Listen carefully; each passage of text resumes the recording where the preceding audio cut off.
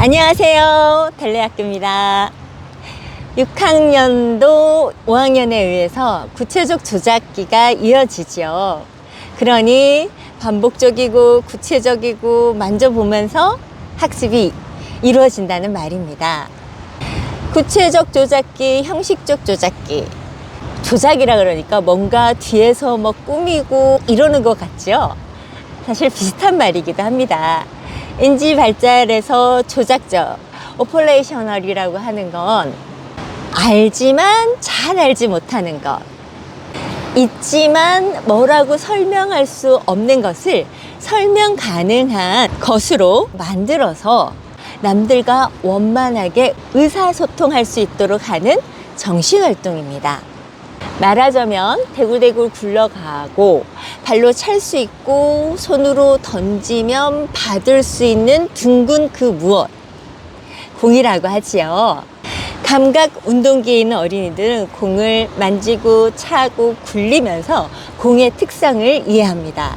그 과정에서 즐겁기도 하고 맞으면 아파하면서 감각에서 감정이 일어나고요. 또 전 조작기 어린이들은 공이 대굴대굴 굴러가서 벽에 탁 맞으면 아프겠다 이런 상상도 하고요. 또는 먹을 걸 많이 먹어서 배가 양껏 불러지면 배가 점점 부풀어 올라서 공처럼 대굴대굴 구르는 거 아닌가 하는 재미있는 생각도 하게 됩니다. 이것을 구체적 조작기가 되면 각이 없고 모서리가 없으며 모두 둥근 곡선으로 이루어진 입체적인 것이 공이구나 하고 알게 되지요. 원하고의 비교, 직육면체하고의 비교를 통해서 공, 구의 특징을 더욱 명확하게 찾게 됩니다. 그리고 나중에는 이런 구체물이 없어도 머릿속으로 공, 구, 이렇게 생겼고 직육면체하고는 이렇게 다르고 이게 머릿속에서 떠오르게 됩니다. 구체적 조작기가 활발해지면 나타나는 현상이에요. 말하자면 두 개의 같은 컵에 같은 양의 물이 들어있으면 다른 컵으로 옮겨 부어도 물의 양은 같구나 하는 것을 실험을 거치지 않고 구체물이 없어도 안다는 것입니다. 그래서 어린이의 인지 발달을 관찰을 통해서 연구한 삐아제는 어린이는 작은 과학자와 같다고 했습니다. 조작, 오퍼레이션이라고 하는 것은 다른 사람도 나와 같이 같은 대상을 객관적인 실험 절차와 검증 절차를 거친다면 똑같이 서술하겠구나 하는 학문적 의미를 담고 있기 때문입니다. 맞는 말이고 그러면 좋겠지만 어쩐지 좀 어렵게 느껴지지 않으시나요? 어린이들도 그렇습니다. 구체적 조작기에 들어가야 되는데 아직도 직감과 상상으로 인지활동을 하는 어린이라면 더욱더 그렇습니다. 특히 도용 부분을 어려워해요. 이럴 때 어린이들의 마음의 힘을 받쳐주는 것이 있습니다. 자기 억제화와 자기 동기화가 그것입니다. 자기 억제화는 뭔가 너무 하기 싫지만 참고 견디면서 해내는 힘, 만족 지형과 비슷합니다. 힘들지만 견뎌내고 해내면 포기하는 것보다 나을 것이다. 자기 동기화는 같은 맥락인데요. 어떤 낯선 일을 만났을 때 그 일에 스스로 흥미를 가지고 나름대로의 재미를 찾아내면서 일을 해나가는 내면의 힘입니다.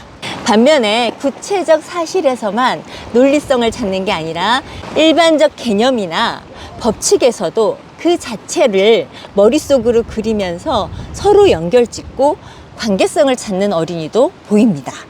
어떤 사실을 분석적으로 보는 거죠. 이것부터가 대단한 것입니다. 저학년부터 지금까지 세상을 내가 있는 전체로 보지 않았습니까? 그런데 이것을 한 걸음 물러나서 분석해보고 범주화해보고 하는 겁니다. 이러려면 떨어져 나와야 합니다. 그 세상 자체에 있으면 범주화할 때 내가 쪼개질 수도 있고 내가 어디에 들어가 버리면 다른 것이 보이지 않지 않습니까? 분석하고 나누려면 내가 떨어져 나와야 된다.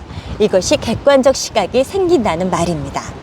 논리적 인과관계를 찾는다는 것도 사고의 큰 발전입니다. 그러나 6학년도 사실은 감정적이고 주관적인 성격을 강하게 띱니다.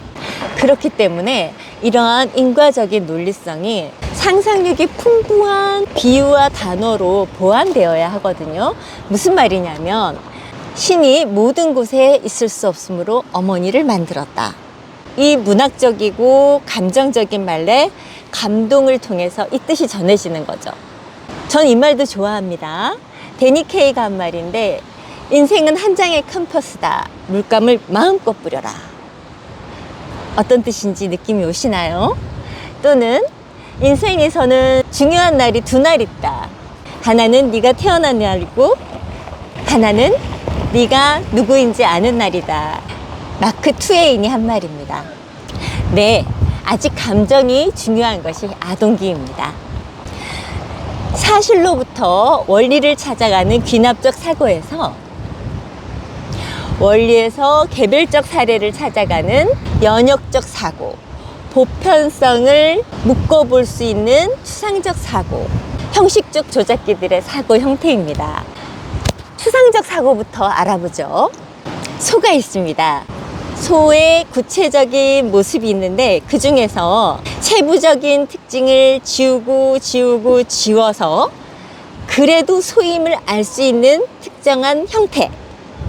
그래서 마지막 그림이 소의 추상성에 해당되는 거죠. 연역적 사고도 간단히 알아볼까요? 3단 논법인데요. 여러분도 잘 알고 계시는 말입니다. A. 사람은 죽는다. B. 소크라테스는 사람이다. 그럼 C는요? 네, 맞습니다. 그러므로 소크라테스는 죽는다 입니다. C라는 결론을 끌어내려면 A만으로는 할 수 없습니다. B가 있기 때문에 가능한 거죠. B가 논리적 구조를 맞게 합니다. 사실 어린이의 인지 발달이 이 단계에 이르지 않았던 학교에서는 논리적 사고를 가르쳐야 합니다. 발달에 맞는 교육, 적기성 교육을 강조하면서 왜 이런 얘기를 하지 싶으실 거예요. 이건 논리적 사고를 할 수 있든 없든 교육적으로 필요하기 때문입니다.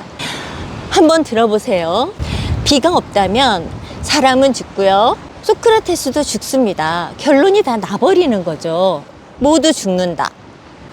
논리적 구조의 필요성을 불러일으키지 않는다면 당연히 그렇지 뭐 하고 세상에서 일어나는 일에 생생하게 참여하지 못하고 한 발 물러나게 됩니다.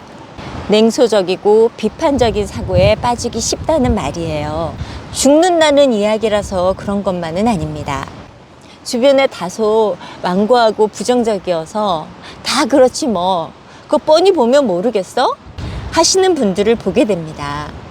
그럴 때 B가 없구나 싶습니다. 그런데 자신은 모릅니다. 자기가 아는 것에 빠져서 자기는 지적인 듯이 객관적인 척하며 세상을 삐딱하게 보는 것입니다. 어린이도 자칫 그러기 쉬워요. 사고는 덜 발달되어 있지, 주로 작용하는 건 감정이지. 그래서 우리 보호자가 하는 말은 뻔해. 공부해, 숙제해, 학원 가, 일찍 자. 그런 말만 하지 하고 지레짐작을 해요. 그래서 말끝마다 네, 알겠습니다.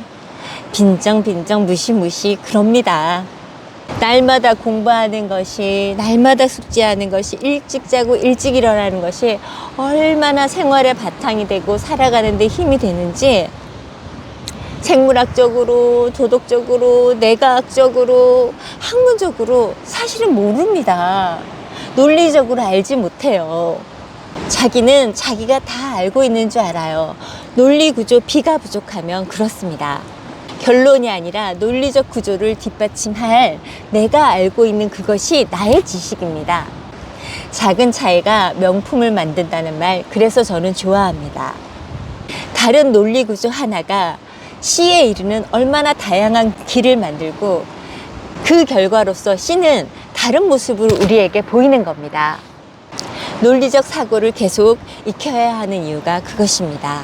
다른 사람이 내린 결론이 아니라 내가 아는 지식, 그것을 나의 것으로 만드는 지혜로 이 세상을 살아가야 되니까요. 이럴 땐 고전이 좋습니다. 고전은 여러 시대를 거쳐서 다양한 분석과 비평을 거친 결과물이니까요. 그 결과 울림이 깊게 남습니다. 아동기는 어쨌든 감정을 움직여야 합니다.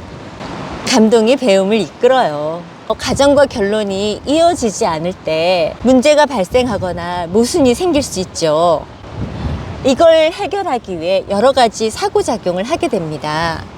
거꾸로 해보기, 그림으로 그려보기, 공통성을 찾아보기, 규칙 찾아보기. 이거 어디서 많이 들어보던 말 아닙니까?